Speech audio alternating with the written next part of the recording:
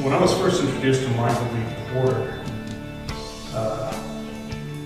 aside from the textures and the colors he was able to get in ceramics, I was blown away by the conceptual nature of his work.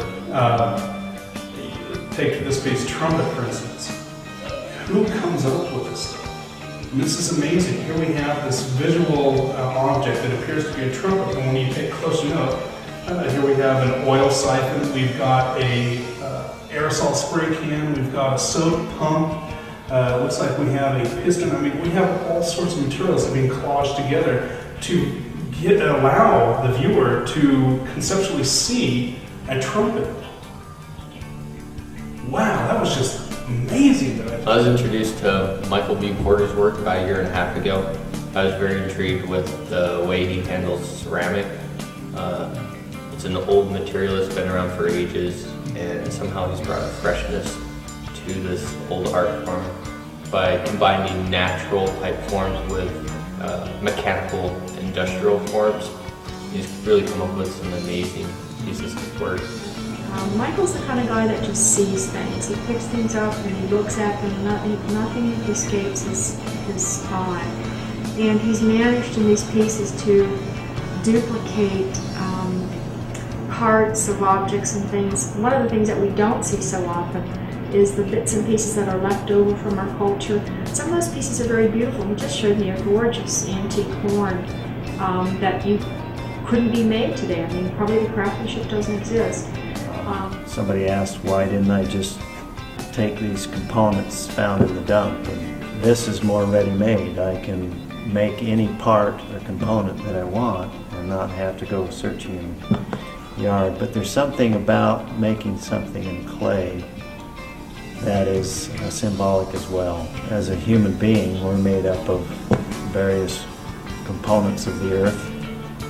And symbolically, clay is something that comes from the earth. I like working in clay because it provides a stimulating vehicle for creating a piece that is totally new, totally original. A lot of my stuff has been influenced because of times of growing up in a town that was almost a ghost town. Every other house was boarded up. The process is kind of like walking into a dark room. Then you eventually adjust, you see what the possibilities are, and then you begin to piece things together in an organized fashion.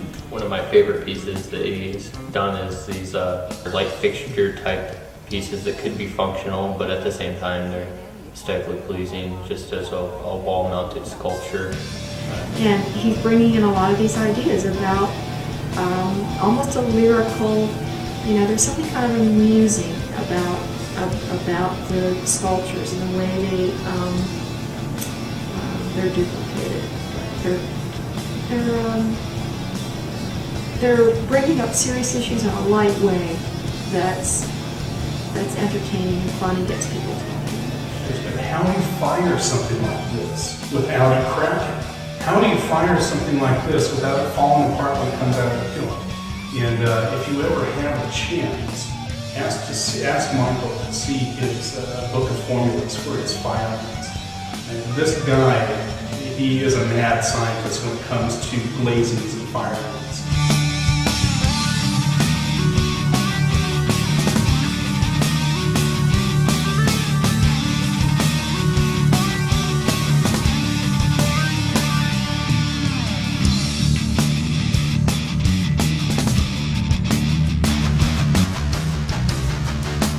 I just think he's an exciting artist that's really brought a new life form and and freshness to an old art style.